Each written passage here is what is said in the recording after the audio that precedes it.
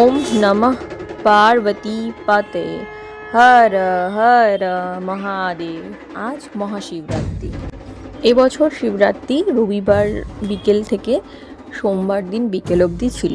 তো আমি সাধারণত রবিবারটা চুজ করতে পারিনি, কারণ প্রায় অনেকক্ষণ উপোস থাকতে হতো, আর আমার সত্যি কথা বলতে সেই অনেকক্ষণ উপোস থাকার অভ্যেসটা প্রায় চলে গেছে।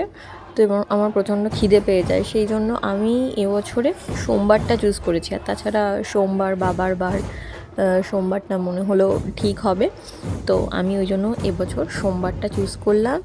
মন্দিরে যাব, সেই জন্যই এখন রেডি হচ্ছি। তো চলো রেডি হয়ে নিই। আমি সেইভাবে কিছু মেকআপ টেকআপ করি না, মানে মেকআপ করতে অ্যাকচুয়ালি বরাবরই আমার খুব একটা বেশি ভালো লাগে না। তো আমি ওই একটু হালকা করে কাজল করে সেটাকে স্মাচ করে দিই, আর একটু যে কোনো কালারের আমার যেটা ভালো লাগে সেরকম একটা কালারের লিপস্টিক করে নিই। আমি যাবো মন্দিরে, প্রথমে বাড়ির যে শিব রয়েছে সেই শিবকে জল ঢালবো, তারপরে যাবো মন্দিরে।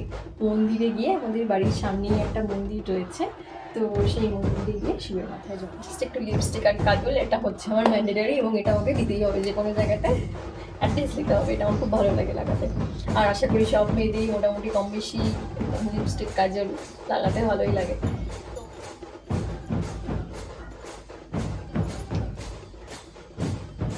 আমার কাছে সেরকম ছোট্ট টিপ নেই, ছোট্ট টিপের পাতা শেষ হয়ে গেছে, সেই জন্য আপাতত এই আইলাইনার দিয়ে একটা ছোট্ট করে টিপ করে নিই। যাই হোক, তোমাদের সাথে গল্প করতে করতে আমি মোটামুটি রেডি হয়ে গেলাম। এরপরে আমি যাব আমার বাড়ির যে শিব রয়েছে সেই শিবের মাথায় জল ঢালবো। সেই শিবের মাথায় জল ঢেলে তারপরে আমি যাব মন্দিরে। আমাদের এখানে একটা মন্দির রয়েছে, তোমাদের তো বললামই। মন্দিরটা খুবই সুন্দর, খুবই বড়, তোমাদের সাথে অবশ্যই শেয়ার করব।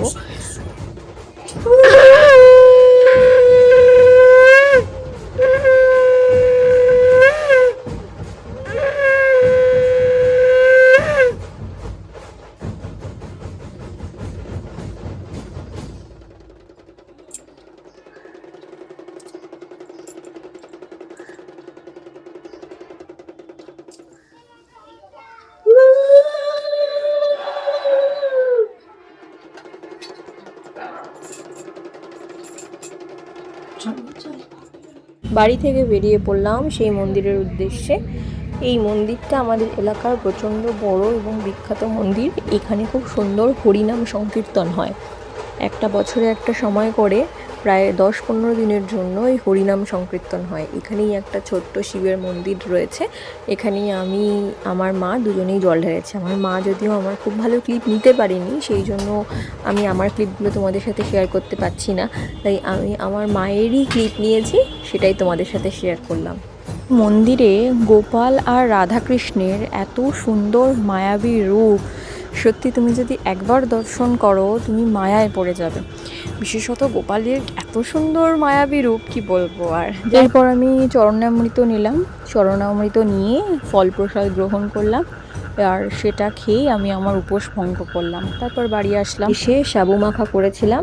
সাবু মাখার সাথে কিছু ফল প্রসাদ কেটে দিয়েছিল মা, তো ওই সাবু আর ফল প্রসাদ খেয়ে আমি আমার উপোস ভঙ্গ করেছিলাম। আজকে টাটা, দেখা হবে।